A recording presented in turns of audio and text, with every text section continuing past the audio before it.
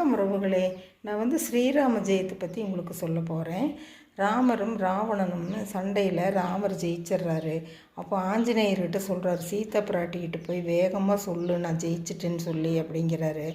ராமர் எந்த கட்டளை இட்டாலும் ஆஞ்சநேயர் ரொம்ப வேகமாக ஸ்பீடாக சந்தோஷமாக செஞ்சு முடிப்பார்.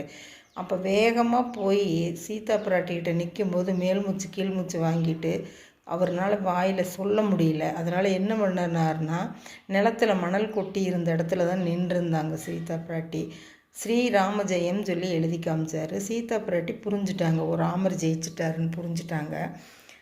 அதிலிருந்து தான் மக்கள் எல்லோருமே எது ஜெயிக்கணும், எது நல்லது நடக்கணும் அப்படின்னு நினச்சாலும் ராம ஜெயம் எழுதுறது. ஸ்ரீராம் ஜெயம் எல்லோருமே எழுதுங்க, நல்லது தான் நடக்கும். உங்களுக்கு பிடிச்சிருக்கும்னு நினைக்கிறேன். பிடிச்சிருந்தால் லைக் பண்ணுங்கள், ஷேர் பண்ணுங்கள், சப்ஸ்கிரைப் பண்ணுங்கள், பெல் பட்டன் அமுத்துங்க. இந்த நாள் எல்லோருக்கும் இனிய நாளாக அமையட்டும். தேங்க்யூ.